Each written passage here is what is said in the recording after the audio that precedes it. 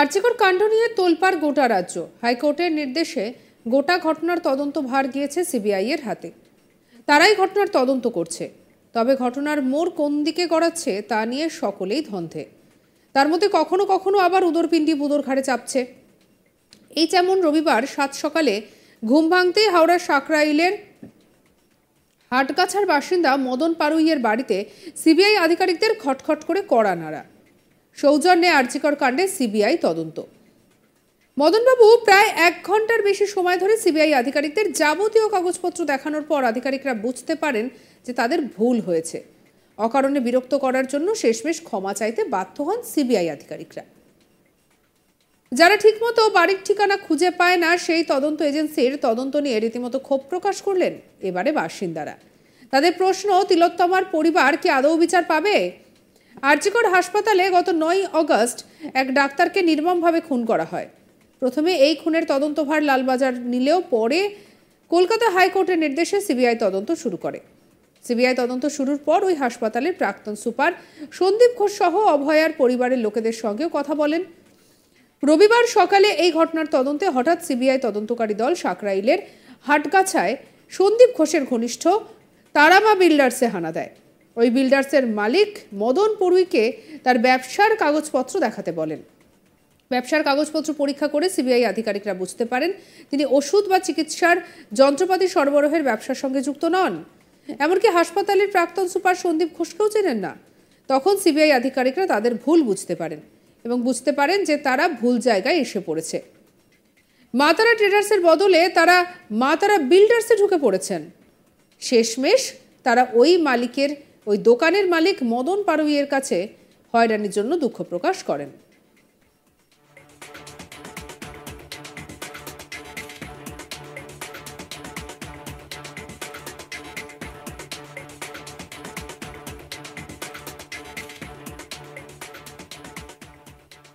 মদনবাবু ছেলে জানান, সিবিআই আধিকারিকরা তাদের কাছে এসে ব্যবসার কাগজপত্র দেখতে চান।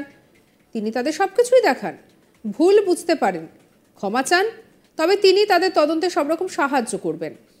তিনি চান আরজিকর কাণ্ডের প্রকৃত ধৃত এবং প্রকৃত তথ্য সামনে বেরিয়ে আসুক।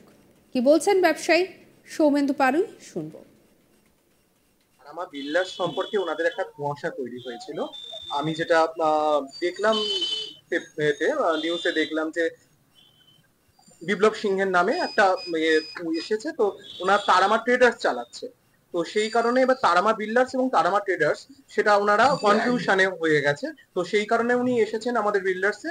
তো উনি প্রপাইটারের নাম দেখতে চাইলেন এবং যা ডিটেলস বিলের নাম বা যাই হোক তিনি দেখলেন এবং তিনি একটা লেটার লিখলেন এবং সেখানে আমাদের একটা সাইন করতে হলো। দ্যাটস অল, আর কিছু না। ওনারা বললেন আপনাদের এর সাথে তো আপনাদের সাথে জড়িত না, তো অসুবিধা কিছু নেই। এবং বিপ্লব সিংহকে মানে আমি বুঝতেও পারছি না যে কোথায় তার বাড়ি। না না, কোনো সম্পর্ক। ওনারা তো বললেন কোনো ব্যাপার নয়, আর ওনারা বললেন যে বিরক্ত করার জন্য আমরা সরি, কিন্তু ওনাদেরও দরকার, আমরা তো হেল্প অবশ্যই করব। কেননা এত বড় আরজিকরের যে কাণ্ডটা হচ্ছে, সারা বিশ্ব বলা যায় আজকে কেঁপে উঠেছে, তার জন্য আমরা তো হেল্প করব অবশ্যই। এবং ওনারা বললেন যদি ভবিষ্যতে দরকার পড়ে আপনাকে ফোন করলে আপনি হেল্প করেন, অবশ্যই হেল্প করবো। আর আমাদের সাথে তো ওদের কোনো সম্পর্ক নেই, তাতে হেল্প না করারও কোনো ব্যাপার নেই। ওটা তারামা ট্রেডার্স, এটা তারামা বিল্ডার্স, দুটোই তারামার নামে, এই জন্য বিষয়টা প্রবলেম। বিল্ডার্স এন্ড ট্রেডার্সে গুলিয়েছেন ওনারা, সেই কারণে আমাদের ইনভেস্টিগেশনে এসেছে। ওনারা মেবি ঢুকেছেন তখন 8:30 AM, অ্যাপ্রক্স 8:30 AM। এই ঘটনার পর আধিকারিকরা 9:30 নাগাদ ওখান থেকে বেরিয়ে তারামা ট্রেডার্সের উদ্দেশ্যে রওনা হন। ওই একই এলাকায় ওই কোম্পানির মালিক বিপ্লব সিংহের বাড়িতে তাকে দীর্ঘক্ষণ জেরা করেন। আর এই নিয়ে আমাদের কালিক বৈদ্যনাথ ঝাড় কি রিপোর্ট দেখাবো।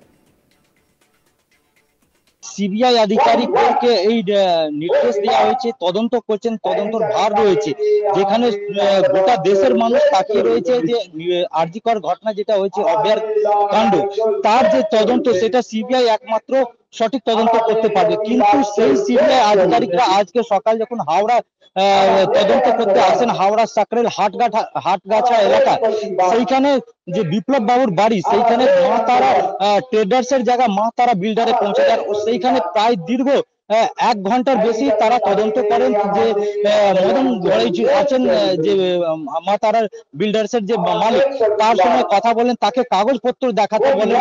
কিন্তু দীর্ঘক্ষণ জেরা করার পর তারা জানতে পারেন যে এই তারা ভুল জায়গায় চলে এসেছেন, কারণ ওনাদেরকে যাওয়ার ছিল মা তারা ট্রেডার্স, কিন্তু তারা চলে এসেছেন মা তারা বিল্ডারের কাছে।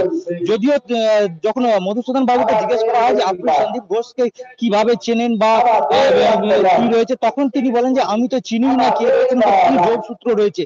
তারপরে সিবিআই যে আধিকারিকরা রয়েছেন সে মদন বাবুর কাছে ক্ষমা চেয়ে নেন ও সেইখান থেকে বেরিয়ে যান প্রায় 9:30 থেকে 9:45 নাগাদ। আবার একই এলাকার মধ্যে বিপ্লব যে রয়েছেন, বিপ্লব সিংহ, তার বাড়িতে সিবিআই আধিকারিকরা এসে পৌঁছান ও সেইখানে যে বিপ্লব সিংহ রয়েছেন তার বাড়িতে হানা দিচ্ছেন, দিয়ে জেরা শুরু করেছেন। যেটা জানা যাচ্ছে সূত্রে মারফত, যেটা সিবিআই সূত্রে মারফত জানা যাচ্ছে যে আরজিকর যে ঘটনা ঘটেছে, সেই ঘটনা যে প্রাক্তন প্রিন্সিপাল রয়েছেন সন্দীপ ঘোষ, তার ঘনিষ্ঠ বিপ্লব সিং, তিনি আরজিকর হাসপাতালে ওষুধ সাপ্লাই করতেন বা যে মেডিসিনের যে যাবতীয় জিনিসপত্র রয়েছে সেইগুলো সাপ্লাই করতেন, তার সঙ্গে যুক্ত রয়েছেন। আর এই কারণে সিবিআই তদন্ত করে জানতে চাইছে যে এই ঘটনার সঙ্গে যে আর্থিক দুর্নীতি রয়েছে বা কি ঘটনা রয়েছে, কিভাবে সন্দীপ ঘোষের সঙ্গে তার যোগাযোগ ছিল বিপ্লব সিং এর, সেই সমস্ত কিছু জানার চেষ্টা চালাচ্ছেন। এখনো সিবিআই আধিকারিকরা বিপ্লব সিং এর বাড়িতে তদন্ত শুরু করেছেন ও তাকে দফা দফা জিজ্ঞাসাবাদ করছে। এলাকার মানুষ যারা রয়েছেন তারা জানিয়েছেন যে বিপ্লব সিং ওষুধের ব্যবসায় করতেন, সেইটুকু তারা জানেন, কিন্তু তারা এটা বুঝতে পারছে না যে তিনি কি আরজিকর ঘটনার সঙ্গে সরাসরি বা অপরোক্ষ ভাবে যুক্ত রয়েছেন কিনা। ঘটনার সঠিক তদন্ত যখন হবে তারপরেই তারা জানতে পারবে।